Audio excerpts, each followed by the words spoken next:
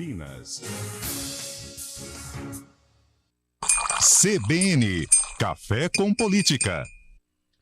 A Câmara de Vereadores de Campinas aprovou na noite de ontem um projeto que rejeitou o parecer do Tribunal de Contas do Estado sobre as contas da Prefeitura de 2019.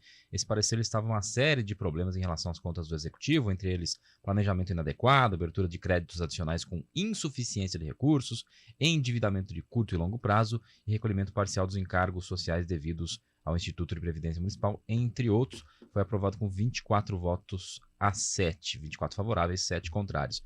Bruno Silva, bom dia. A gente falou sobre essa rejeição ainda na época que ela foi publicada, né, ainda mais para o começo do ano.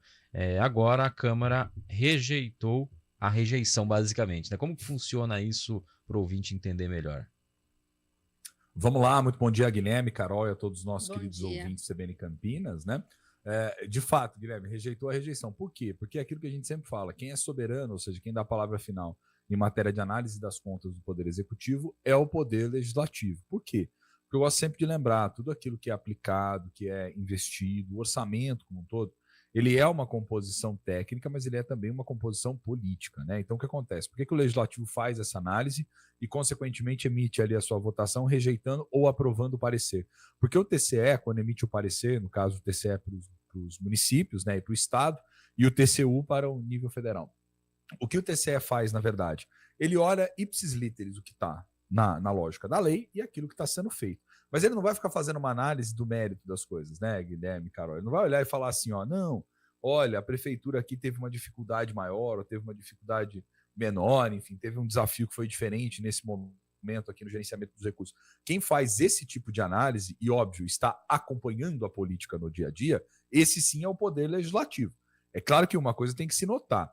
Quando a gente vai lendo o parecer e vai aprofundando mais nele, é preciso indicar se há algum tipo de indicação por parte daqueles que são os relatores, né, dos pareceres, sobre cometimento de crime de improbidade, porque a gente está falando sobre de um outro horizonte, né? Quando há notoriamente um crime de improbidade cometido, o legislativo não pode ser conivente em relação a isso. Mas quando há, por exemplo, um problema de saneamento de dívida, quando há um problema de dívida de longo prazo que acaba sendo estendido e que você não conseguiu ter recurso, o legislativo está acompanhando o dia a dia e está vendo também o orçamento. Então o legislativo ele é, em alguma medida, corresponsável. Seria o mesmo que o legislativo dizer o seguinte, olha, estamos rejeitando as contas, então, consequentemente, a gente rejeita todo o trabalho dos vereadores lá atrás que não fez o mínimo de controle para chegar nessa situação, entendeu? Então, é claro, é muito difícil a gente ver uma desaprovação de contas do prefeito se não tiver nitidamente um encaminhamento no sentido de um cometimento de uma improbidade ou até mesmo algo que possa ser passível de algo análogo ao crime de impeachment, né?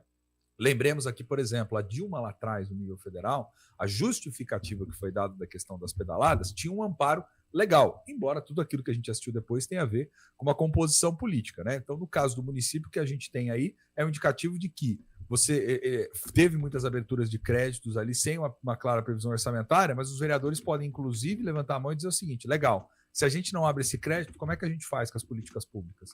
Como é que a gente deixa a população? Porque aí você vai responder por um outro crime, né? Depois. Então, assim, tem uma série de dificuldades que tem que ser matizadas na análise do orçamento. É complexo e delicado mesmo. Agora a gente tem o tema aí do projeto de lei que tratou das questões habitacionais e está sendo discutido lá na Câmara de Vereadores. Tem a reportagem do Enzo Runiani falando sobre isso, mas a gente vai fazer agora um intervalo, porque vamos precisar abrir para a rede CBN ao vivo o TSE